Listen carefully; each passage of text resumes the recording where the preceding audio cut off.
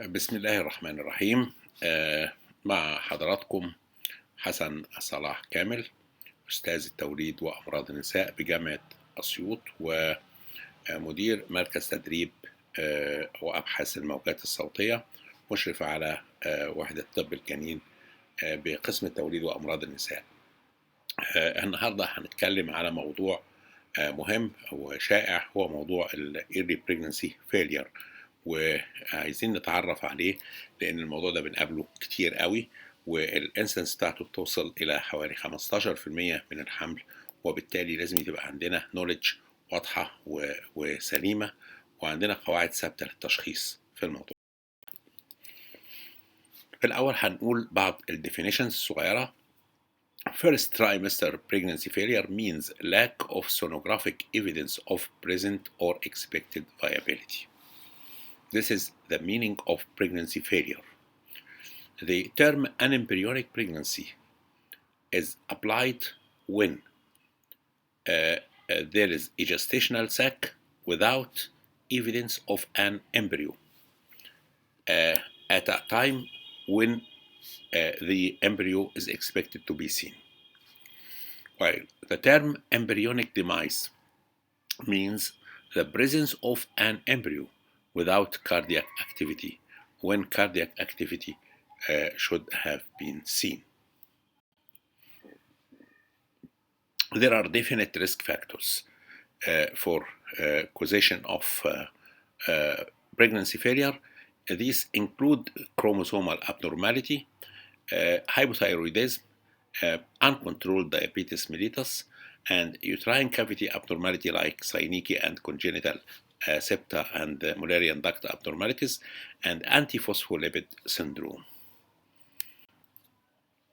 Risk factors which are possible for the causation but not quite evidenced by wide controlled studies, so that they are possible but not exactly true causes.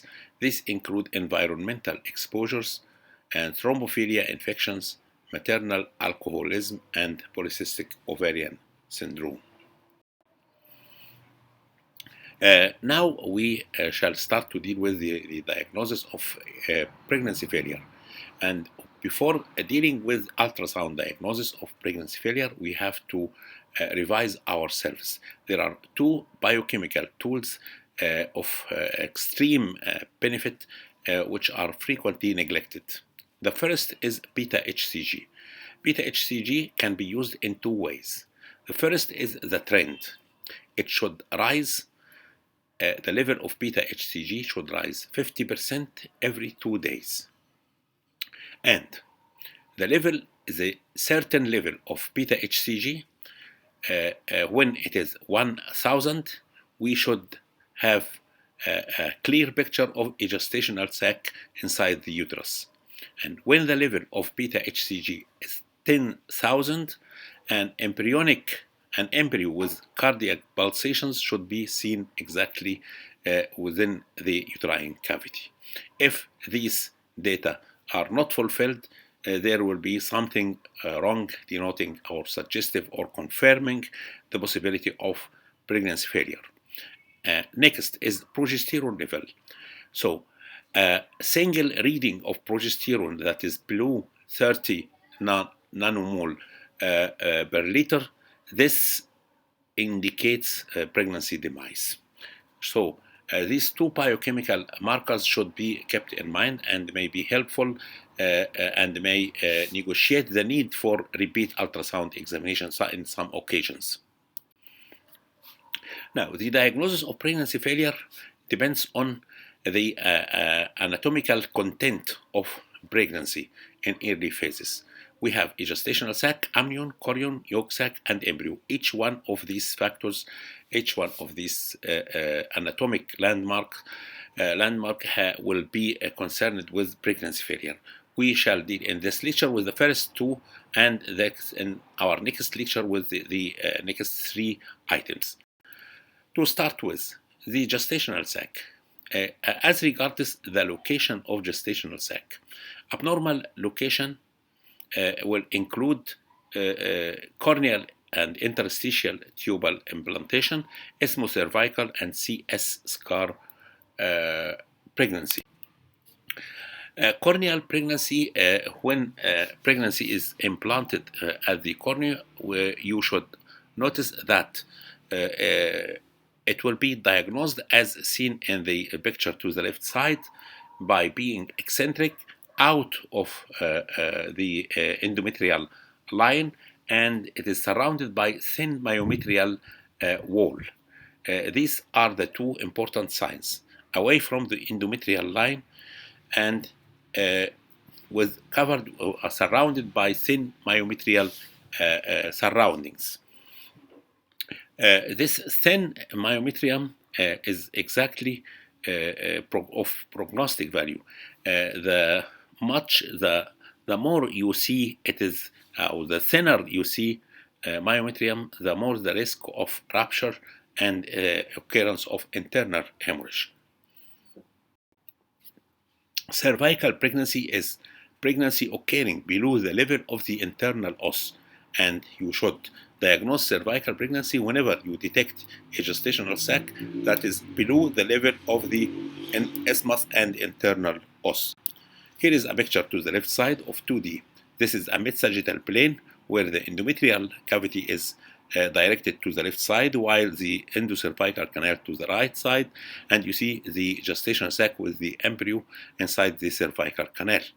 While the picture to the right side shows the 3D picture that shows the corpus above, the internal os in the middle, and the cervix with the gestational sac below. Cesarean section scar pregnancy occurs when the gestational sac is implanted over the CS, that is, just above the internal os, so that when you, in order to diagnose cesarean section scar pregnancy, you should first detect an intact cervical canal without evidence of gestational sac within it. Next, you cannot differentiate, you cannot find a gestational sac away from the cesarean section scar. So you cannot isolate where is the CS scar and where is the sac, because they are in the same position or in the same situation. As you see, the diagram to the right side delineates the cervical canal while the sac is above it, while it's seen, as it's seen also in the left side clearly, the cervix is empty while the gestational sac is above it. As regards abnormal appearance of the gestational sac, actually, an intact pregnancy should have a decidual reaction that is 2 millimeters or more. Whenever the decidual reaction is less than 2 millimeters, this means weak decidualization and weak progesterone effect, and this means pregnancy demise. An abnormal appearance of the gestational sac was described at some occasion by the presence of another space or double sac appearance or double decidual appearance. However, this is considered now as a part of the normal anatomy of early pregnancy, and there is much objection against this finding, so that the DDS or double decidual space, or double decidual sign, is not a sign of pregnancy failure. You should forget all about this sign.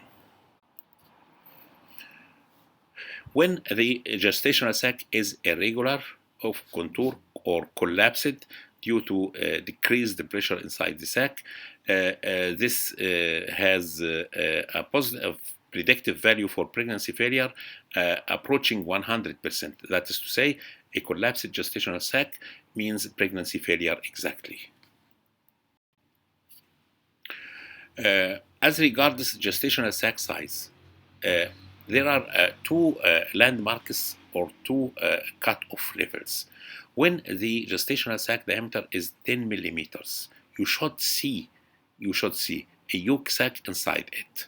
If you see a gestational sac of mean sac diameter 10 millimeter without yolk sac, this means a pregnancy failure.